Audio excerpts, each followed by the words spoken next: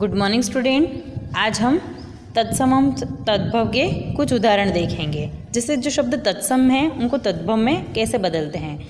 जैसे सूर्य, सूरज, जिह्वा, जीभ, सप्त, सात, कर्म, काम। इस प्रकार ये सारे तद्भव तत्सम आपके सामने हैं। अब आगे दिया है देशज शब्द। देश के विभिन्न बोलियों से लिए गए वे शब्द जो स्थान विशेष के लोगों द्वारा बोले जाते हैं क्या कहलाते हैं? देशज शब्द कहलाते हैं। जैसे हम हमारे आसपास के वातावरण में उन शब्दों का प्रयोग करते हैं, जैसे खटिया, मचिया, झाड़ू, डिबिया, लोटा, जूता आदि। विदेशी या आगत शब्द।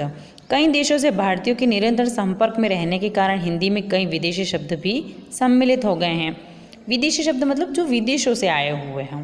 जैसे अंग्रेजी शब्द हैं, इसमें अरबी शब्द हैं, फारसी शब्द हैं, तुर्की शब्द हैं, पुर्तगाली शब्द, ये अलग अलग देशों से आए हुए शब्द हैं, ये आपको पढ़ने हैं।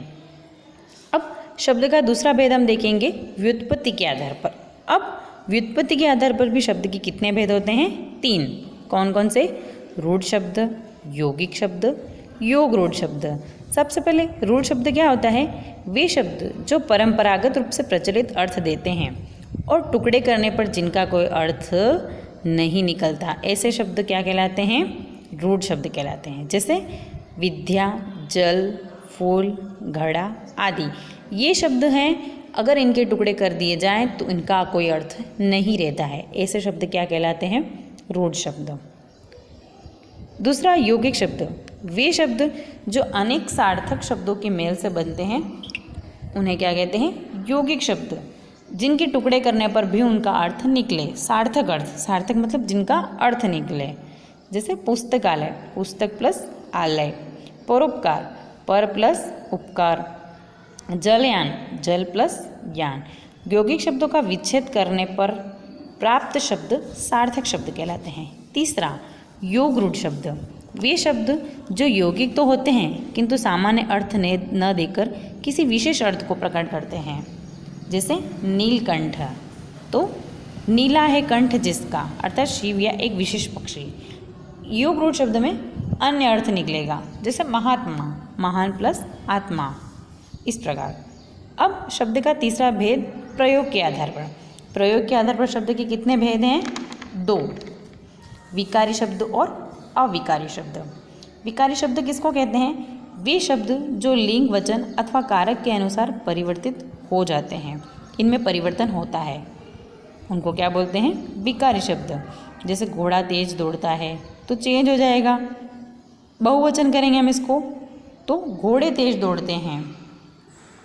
चूहा बिल में घुस रहा है तो चूहियाँ बिल में घुस रही है। इस प्रकार इसमें परिवर्तन होंगे। अब हम आगे देखेंगे अविकारी शब्द।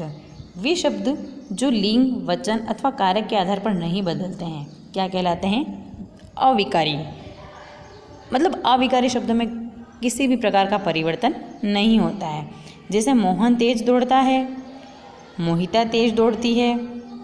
इस प्रकार इसमें कोई परिवर्तन नहीं होगा। अब शब्द का चौथा भेद अर्थ के आधार पर। अर्थ के आधार पर शब्द के कितने भेद हैं? 2। निरर्थक शब्द और सार्थक शब्द। निरर्थक शब्द। कुछ शब्दों का हिंदी में प्रयोग तो होता है परंतु उनका कोई अर्थ नहीं होता है, ऐसे शब्द क्या कहलाते हैं? निरर्थक शब्द। जिनका कोई अर्थ नहीं निकलता है ना, उनको बोलते हैं निरर्थक शब्द। दूसरा सार्थक शब्द। वे शब्द जिनका अर्थ स्पष्ट हो और उनका अर्थ निकले, ऐसे शब्द क्या कहलाते हैं? सार्थक शब्द। जैसे पर्वत, नदी, आँख, मकान आदि।